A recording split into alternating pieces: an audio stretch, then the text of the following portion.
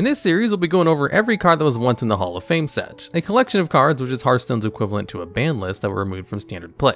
We'll also be going over why they were banned and how they could be changed to be reintroduced to the core set. In total, there aren't that many cards in the Hall of Fame, so we'll be taking our time going over each card. First up, let's go over Ragnaros the Firelord. This neutral 8-mana 8/8 legendary minion has the effect where he can't attack, but at the end of each turn he deals 8 damage to a random enemy. So, why was this card banned? Well, it's because Ragnaros was far and away the best late game card at the time that every deck could afford to find a slot for. And unlike nearly every other late game card in the game, Rag would always get value from his effect, since it triggered at the end of your turn, even after you just played him. On top of that, because Rag's effect meant he dealt damage every turn instead of attacking, even if he ever did randomly target one of your opponent's minions, he effectively could kill it for free without taking any damage. All of this meant that although you couldn't directly target him to attack what you wanted to, he basically could attack immediately after hitting the board, didn't take damage from attacking like every other minion in the game, and was very efficiently priced at an 8-mana 8/8.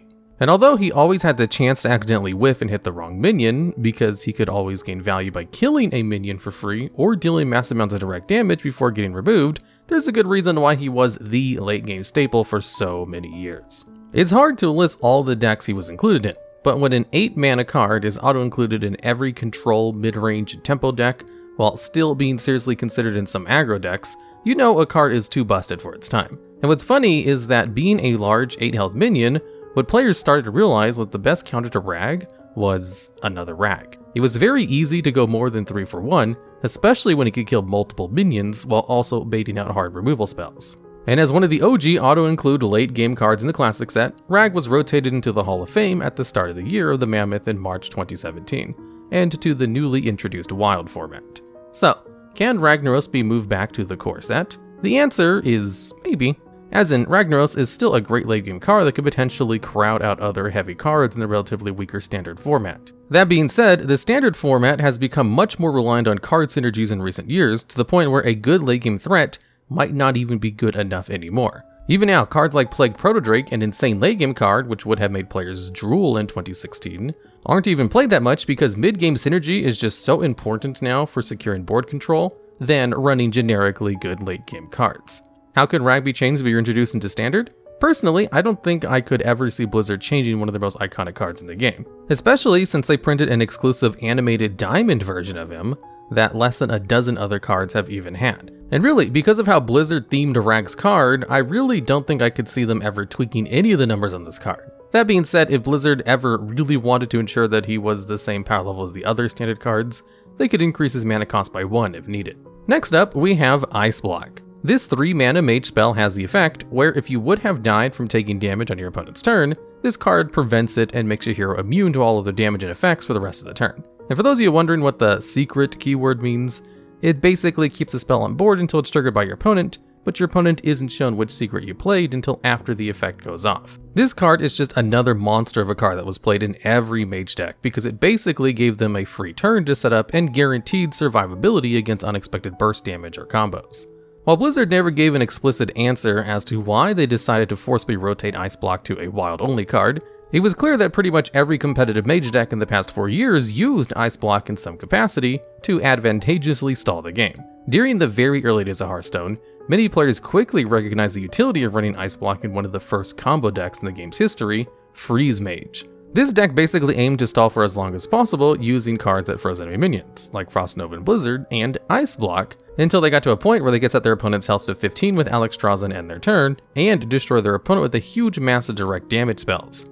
Ice Block was hugely important for this combo, because after spending their whole turn playing Alexstrasza, an unprepared Freeze Mage player could easily get killed before they can get their combo off. Having a guaranteed turn where you could gain a mana crystal, draw a card, and even cast another Ice Block was so good in fact, that it helped make some of the most dominant and polarizing decks in the game possible. So, why was this card so good that it needed to be banned when cards like Time Out see almost no play?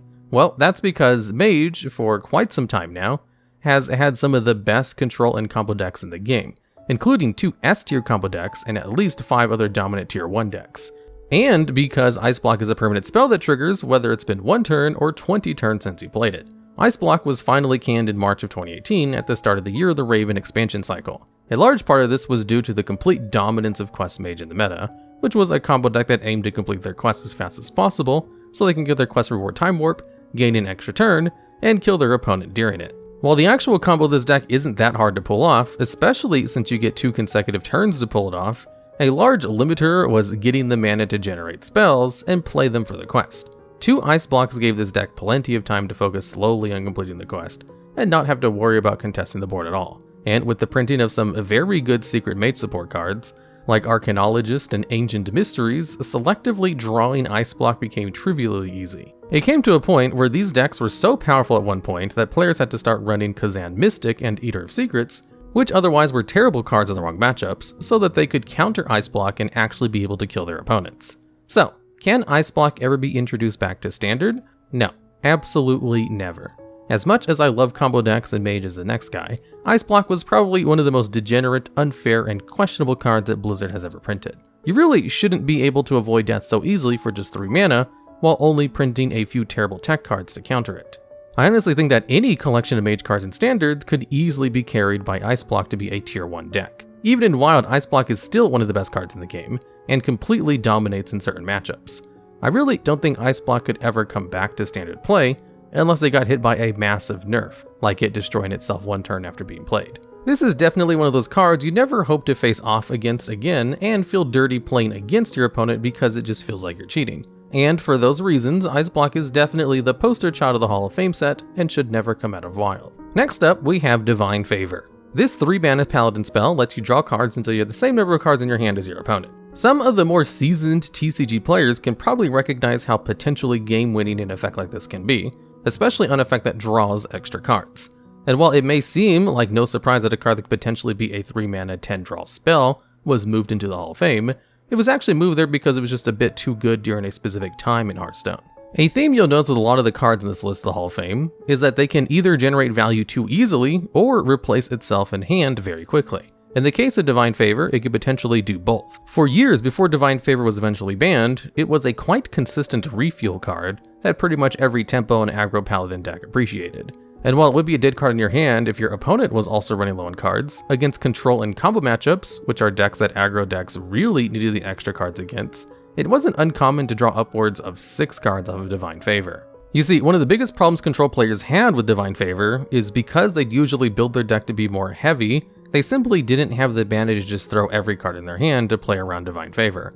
Aggro decks already wanted to empty their hands as fast as possible to apply maximum pressure. So while their opponents were busy with not dying, the average aggro paladin player could just cast Divine Spirit and almost be guaranteed to win. In fact, it got to the point where Divine Favor was such a threat when facing paladins, even if they didn't run it, that players would try to empty their hands as fast as possible, even if it meant getting little to no value from their cards. And of course, the issue was when this happened, you could still potentially lose due to the independent strength of paladin cards anyway. And really, when compared to Arcane Intellect, a very decent 3-mana card which draws 2 cards, it should be pretty clear that Divine Favor can almost always draw more than double the cards Arcane Intellect can. Funnily enough though, even though Divine Favor had been known to be one of Aggro Paladin's better mid-game cards, it really only saw play at 1 copy in Odd Paladin for a couple of months before it was moved to the Hall of Fame in March of 2019.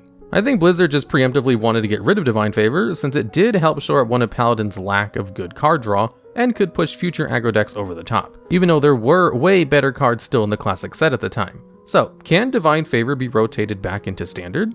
Yes. Although Standard is much weaker than Wild, the modern sets in Standard have been so powerful as of late that Divine Favor probably wouldn't even be picked up. Paladins haven't been the premier aggro class in a long time and have opted for a more control-oriented, value-generating deck. In fact, the only competitive one as of late has been Mech Paladin, but the deck was given a 2-mana draw 5 spell that would consistently outpace it. Divine Favor was rotated out during a time when Blizzard was trying to prevent a broken deck from existing that never had the potential to be that good, and would probably be fine if Blizzard ever decided Paladin needed more aggressive card draw options. And at number 4 on this list, we have the Alkalite of Pain. This neutral 3-mana 1/3 minion simply draws a card every time it takes damage. One quick note about this card is that it will still draw you a card even if it dies from the damage it takes.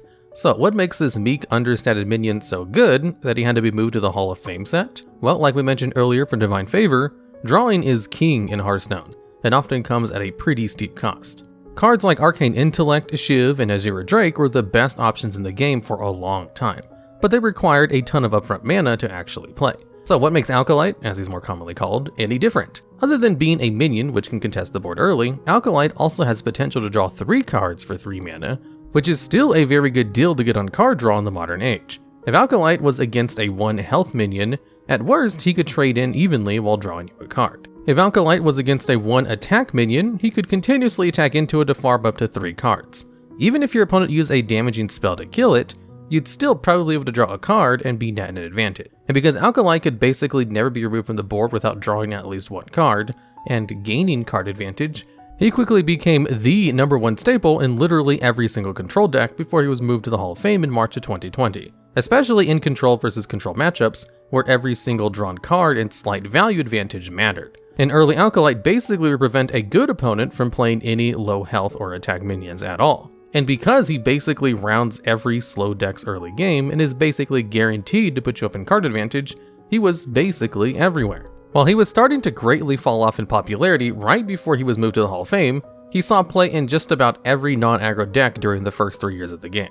Priest and Mages especially loved him, since Priest could either heal him anytime he took damage, while Mages could use their hero power in Alkalite to draw cards off of him. But as Blizzard would later write, what got Alkalite moved to the Hall of Fame, other than for being way too ubiquitous, was how easy it was for warriors to draw 3 cards off of his effect, especially when paired with Risky Skipper. So, could Alkalite of Pain be reintroduced into the standard set? The answer is no. You see, as the power level of cards go up over time, it means the value of drawing a card from your deck goes up significantly as well. And if the recent sets are anything to go by, it's that cycling through your deck to find your broken win conditions has gotten more important in standard, sometimes more than archetype synergy. Printing Alkalite as is will probably make him even more of a staple than he already is, since there aren't that many good splashable neutral card draw options anymore. So how could this card be changed to be playable in standard? A major pain with rebalancing Alkalite is that since all of his stats are so closely tied to his effect, I can't really see Blizzard tweaking his stats without completely gutting the card. If I had to make a change to Alkalite's effect, I could maybe see them adding more limitations, like making his effect triggerable only during your turn, or letting you only draw 1 card per turn. Or if they wanted to go the even more extreme route, they could always bump him up to cost 4 mana and give him a bit more attack to make him come out later in the game. And finally, to round out this video, we'll go over a bunch of cards that don't really deserve to be in the Hall of Fame, but are there anyways. First off, we have Captain's Parrot, which is a 2 mana 1/1 neutral beast that draws you a pirate when played. And while this card may seem like a more limited version of Novus Engineer, Captain's Parrot wasn't put in the Hall of Fame for how good it was, rather because of its odd way of obtaining it. You see, back in the day before the modern achievement system was introduced, and when you couldn't just craft any card you wanted, Hearthstone actually had a couple hidden achievements that the game never told you about. One of them happened to be called R, which triggered if you happened to collect all 6 craftable pirates in the classic set, which were Southsea Deckhand, Bloodsail Raider, Dread Corsair, Bloodsail Corsair, Southsea Captain, and Captain Greenskin, and rewarded you with 2 free copies of Captain's Parrot. And while it wasn't really that hard to get the free copies of the Parrot if you knew about the achievement, Captain Greenskin had one of the most underwhelming effects for a classic legendary, so it's no surprise more people didn't try to craft him. As a result of Blizzard wanting to streamline the sets following the standard Wild Ladder split, the Parrot found itself moved from the extremely small reward set to the Hall of Fame by technicality in March of 2017. So, can Captain's Parrot be moved back to standard? Absolutely yes. This card, along with some of the next ones on this list, were never truly Hall of Fame material, and were only included because of their strange, difficult, and sometimes impossible methods of obtaining. The most play Captain's Parrot ever saw was a hyper-specific tutor to draw certain pirates from your deck, like Edwin or Multicaster, but it was such a weak body for a 2-mana card that it could honestly even be buffed to be a 2-mana 2/2 and still be fine. And speaking of reward set cards, next up we have Old Murk-Eye. This 4-mana 2/4 Murloc has charge, meaning it can immediately attack any target, and gains +1 attack for each other Murloc on the field. And just like Captain's Parrot, Old Murk-Eye was only obtainable from the Murgle achievement if you managed to collect all 4 craftable Murlocs in the classic set, which were Murloc Tidecaller, Cold Light Seer, Cold Light Oracle, and Murloc War Leader. That being said, because there was no legendary Murloc you had to craft to unlock it, and because all of the classic set's Murlocs are must-craft cards if you ever want to play a Murloc deck, Murk-Eye was much easier to unlock, and more commonly seen on the ladder. But as mentioned, because Blizzard wanted to integrate the reward set within the Hall of Fame, Old Murk-Eye also got unwillingly banished to Wild in March of 2017. So, could Old Murk-Eye be moved back into Standard? The answer is yes.